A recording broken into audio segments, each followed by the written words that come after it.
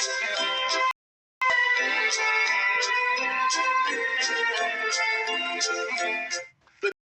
Baal and Tammuz were worshipped by the ancient Moabites under the names Molech. We see that the names changed, but the worship remained identical. The ancient Moabites would celebrate a public child mass, a public child during the winter solstice during December 25th. Building up to this most anticipated time of year, all the parents would compile long wish lists that they would like to see in the next year. Then they would bring the infants that were born within that year to the idol Chemosh or Molech. The priest of Chemosh or Molech would stoke large fires inside of the hollow metal idol of the deity. The parent would bring their child screaming to the lap of this deity and lay their child in the lap of Molech, who wore the Phrygian cap that we see that Santa Claus wears to this day, the same cap that Mithra wore. And they would lay their screaming child in the arm of this deity while they begin to profess their long list of desires for the year.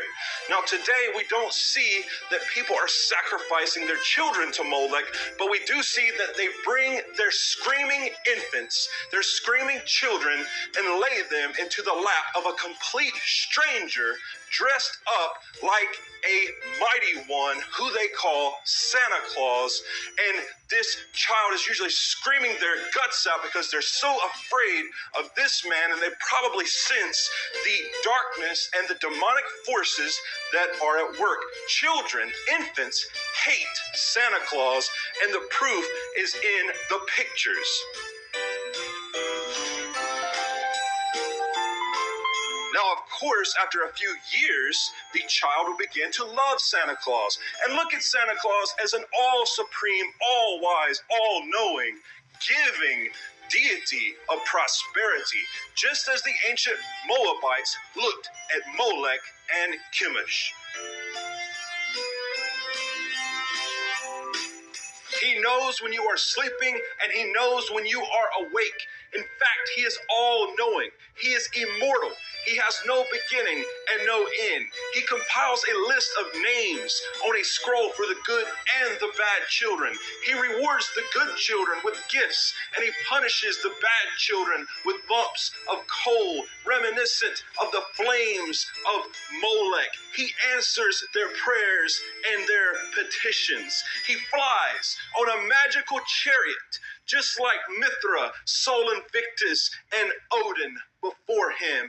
In fact, he is a deity of prosperity, worshipped by the people of the world. And it's amazing that Christian parents would put this idol, this image, against the face of YAHAWAH and teach their children that gifts come from this magical, all-knowing being, making him a deity. And they will lie to their children and tell them that he exists.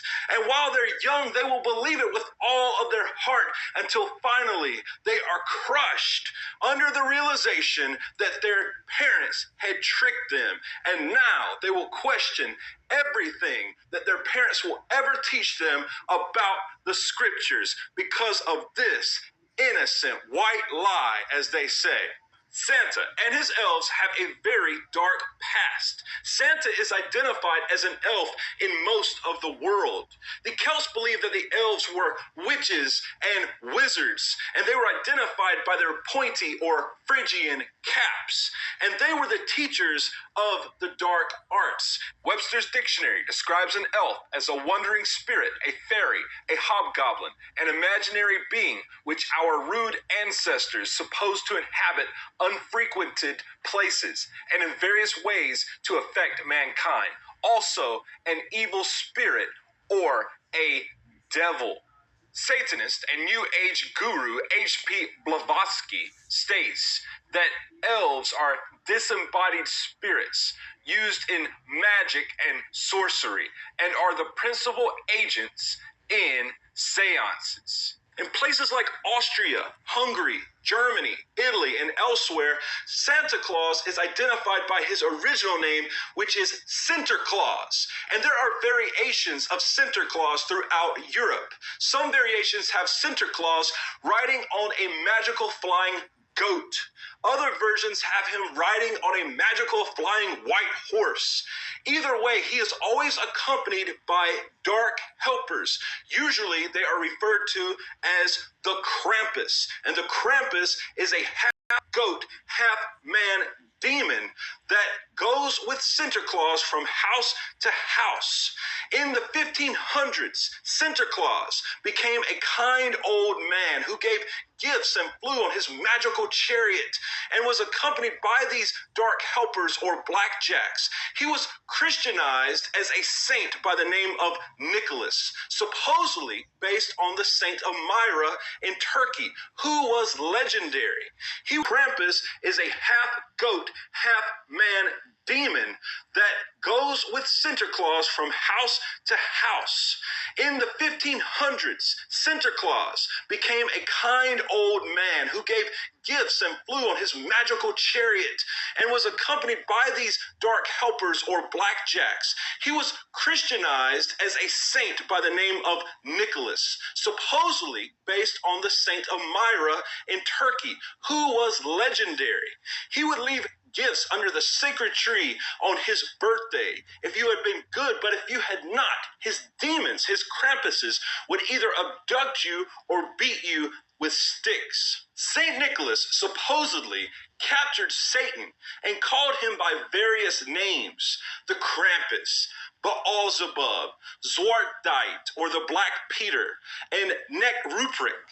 And these were just some of the names. In some of the cultures, Sinterklaas was dropped altogether, and the only remaining figure was the Krampus, which was kept and known as Weihnachtsmann, which means Santa Claus in the Germanic languages.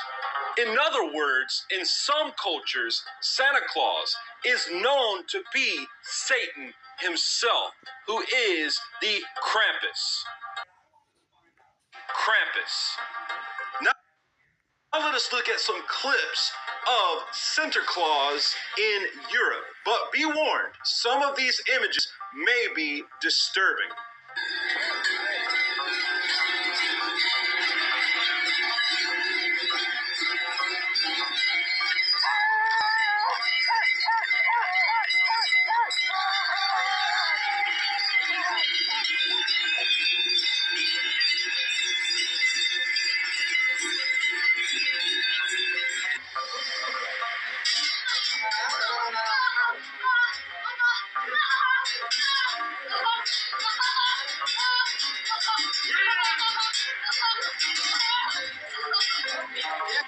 Ich bin der heilige Nikolaus, bringe Glück und Segen in dieses Haus. Die Braven, die werde ich heute belohnen. Und falls doch jemand schlimm war, für den hätte ich die Krampusse mitgebracht. Oh, Ruhe, Krampusse.